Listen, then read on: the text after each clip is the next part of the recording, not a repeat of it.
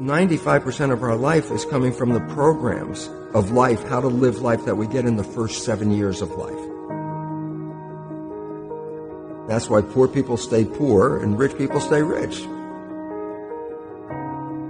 The movie The Matrix is not science fiction. It's a documentary. Every human, and this is a fact, every human first 7 years is download hypnosis. The brain of a child under 7 is in a lower vibrational frequency. When you put wires on a person's head, you read electroencephalograph, reading brain activity. A child below 7 has a lower vibration than consciousness. It's called theta.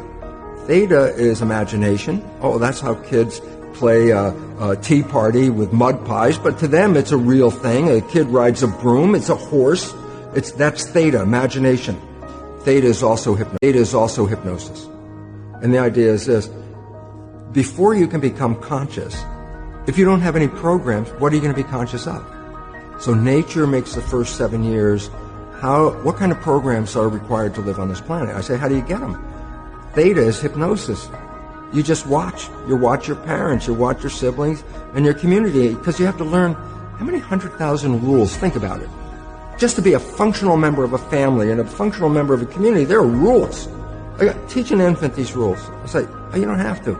First 7 years, they observe it and just download it. Look, this is not new. I mean, there's the famous book, Rich Dad, Poor Dad. Sure. And basically said you come from a poor family and you could struggle your whole life and try to get rich, but you're not going to make it. And if you come from a rich family, you could be stupid your whole life and make it. Not because it was thinking, but it was unconscious behavior that was downloaded from rich families into kids, which is unconscious. So they're making the right moves unconsciously. If they engage their conscious mind, then they look stupid, but it's unconscious. And that's the same thing with poor people. Poor people have beliefs from the family. Oh, you can't make it, life's a struggle, things are hard, who do you think you are? And if that's the program you get, then 95% of the day you will sabotage yourself. And that's why poor people stay poor and rich people stay rich, because of the programming. 95% of our life, this is a fact, comes from those programs in the subconscious. Every day, only about 5% of their life are you using conscious, which is creative. 5%. So your life is being lived, even though you think you're living your life. Exactly, and you don't see it because it's called subconscious, below conscious. And the Jesuits, for 400 years, they were boasting. People didn't understand. They say, give me a child until it's 7 and I will show you the man. They've been saying that for 400 years because they knew 7 years was the program period. And 95% of your life after that will be whatever that program is. So you don't have to try and think about what happened. I just say, look at your life. The things you like that come into your life come in because you have a program that supports them.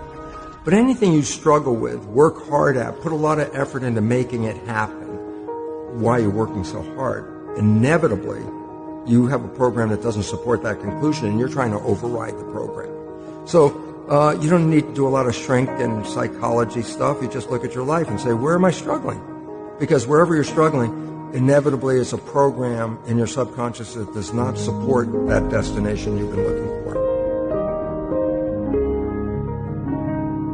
The conscious mind is creative and can learn in any number of ways. Read a self-help book, go to a lecture, listen to this program, and conscious mind's going to get some awareness.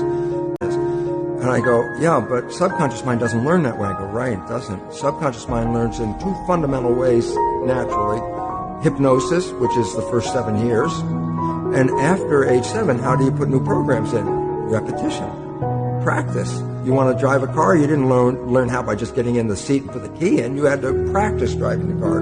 You want to learn the alphabet. How many times did you go from A to Z? Try to go to A to Z before you can complete it. And once you completed it, you didn't have to go back and do it again. So 2 phases. You want to train the subconscious mind. Hypnosis. Repetition.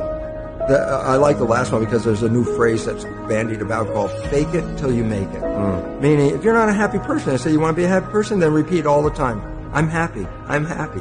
I say, well, you don't look happy or anything. I say, no, who am I talking to? By repetition, I'm talking to subconscious. If subconscious gets, I am happy, and 95% of your life comes from that subconscious, there will be a point once the subconscious I am happy, you don't have to say it again. Okay. It'll be automatic. And that's why we see people do affirmations and gratitude journals and stuff, because if you do that daily... It's repetitive, and that's the secret part. Putting a sticky note on the refrigerator is more like a suggestion, but it's not a repetition. So it doesn't work very well. But you have to do... Repetition is a habit.